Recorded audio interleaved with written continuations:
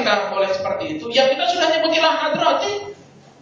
Saya ini hadir ke hadapan Nabi, itu kan ilah hadrati itu. Jadi kalau memang ilah hadrati saja bisa, apalagi kepada guru. Ilah hadratin Nabi Mustafa. Saya ini mau zikir ini seakan-akan ilah hadratin Nabi di hadapan Nabi. Maka zikir tidak boleh main-main.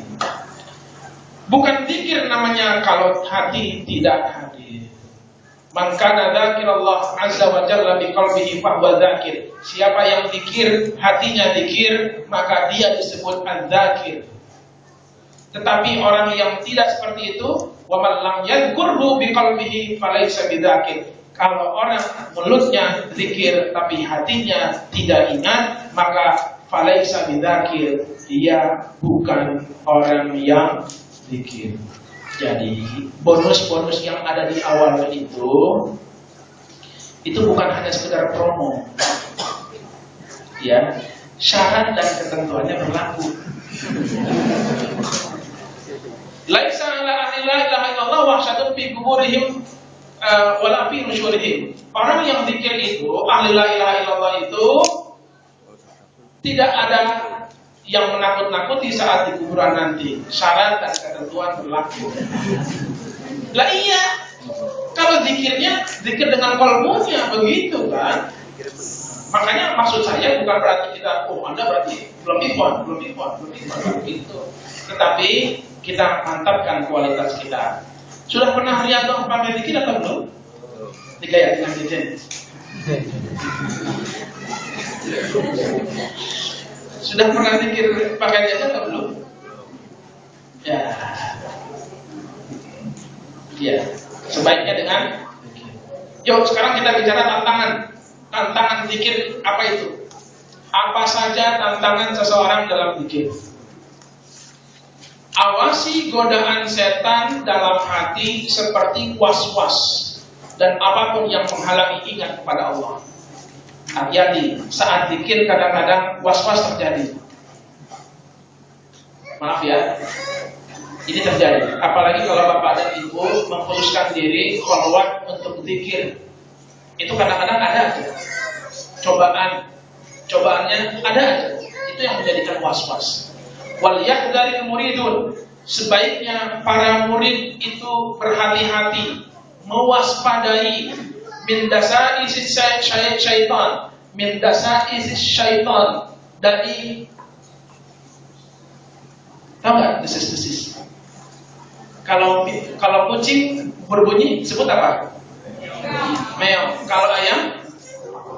Kalau ular? Kalau ular? Itulah dasais.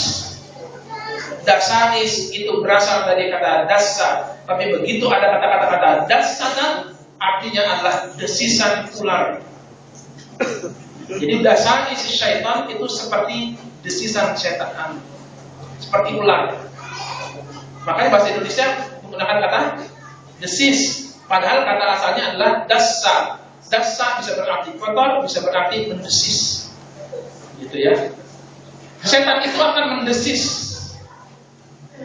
memberikan informasi kepada kolbu saat murid itu sedang zikir. Faqad yasudduhu an dzikrillah. Yang seperti ini kadang-kadang menghalangi zikir yang utuh akan terhalangi. Dengan apa? Biwaswasatin khabithah, waswas. Ini bahasa Arab, bahasa diterjemahin lagi. Ya, waswas khabithah yang buruk akhirnya nempel di dalam hati. Ini yang pertama.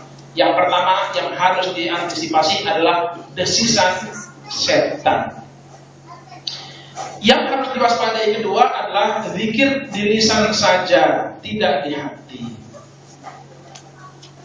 Innaka tadhkuru bilisanik. Oke, kamu zikir dengan lisanmu. Walaysa fi qalbika hudur, tapi kalau dalam hatimu tidak ada hudur qalbi, tidak ada kekhusyuan dalam zikir, kamu merasa tidak hadir. Yang disebut hadir itu yang kita merasakan kita ada di sini. Kalau lagi zikir, otak kita melayang-melayang, berarti kita nggak hadir. Pak, sekarang ini ada acara apa di sini kira-kira? Kalau satu ini kebanyakan ini chef table. ya, tukang masak, kuliner, biasanya di hari Sabtu, Minggu, karena musimnya orang banyak lagi keluar. Kalau kita sekarang lagi ngomongin yang di luar, itu kita terbayang-bayang terlalu jauh. Ketika terbayang-bayang terlalu jauh, maka orang tersebut seakan-akan tidak hadir di tempat ini. Hatinya tidak hadir. Kenapa? Lagi mikirin yang di sana. Siapa yang zikir dengan mulut dan hatinya tidak hadir, tidak hudur, tidak khusyuk, fama faidatu hadzal dzikr? Maka apa manfaatnya kalau zikir cuma di mulut tapi nggak sambung kepada hati? Begitu. Selanjutnya, ayyajtanibal mu'minu al-ghaflata anhu subhanahu. Sebaiknya seseorang mukmin menjauhi ghaflah. Materi ini ada di Pak Wafi.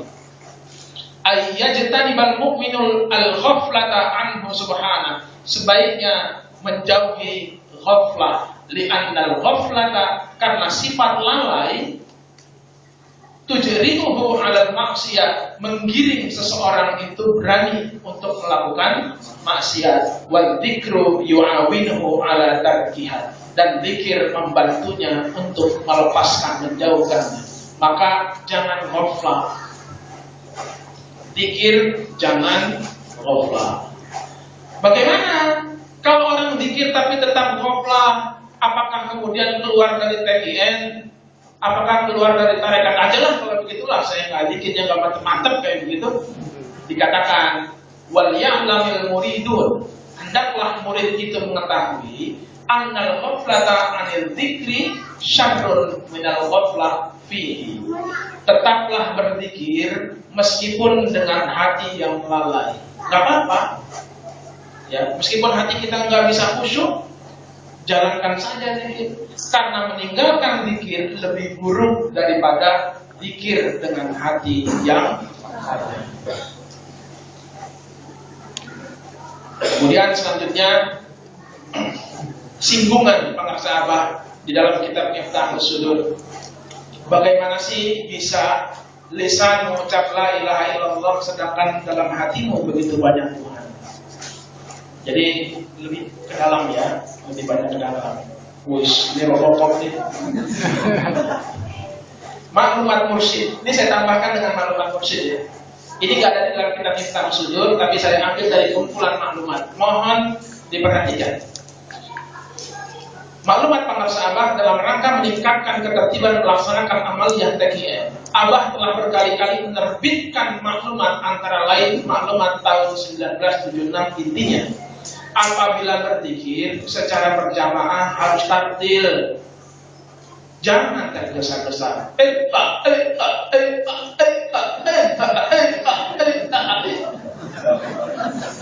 Saya kayak gitu juga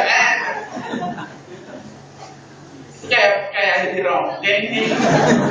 Ini zikir sama ronggeng. Ya. Kalau zikir berjamaah, jangan tergesa-gesa. Kata apa? Harus tartil. La ih lo Kalau speednya mau dicepatin juga harus tartil. Kalau berzikir secara munfarid sendirian, nggak usah kenceng-kenceng. Ini kata siapa? Kata Abah. Kalau saya kan dulu main tancap aja, karena kan belum tahu maklumat. Zikir di rumah kenceng-kenceng, kalau bisa plafon turun. Iya begitu. Kalau bisa plafonnya runtuh. Kalau kata Abah, kalau berzikir secara munfarid, nggak usah kenceng-kenceng, nggak usah keras-keras. Asik kan? Maklumat tahun 1982, zikir jahar yang dilaksanakan secara berjamaah harus tartil, harus fasih, seirama, senada, sehingga jelas terdengar hurufnya la ilaha illallah. Jelas.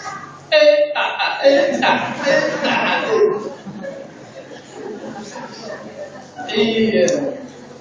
Ya maaf ya. Kalau yang dulu pisang-pisang, dulu sekarang. Ya kadang-kadang kita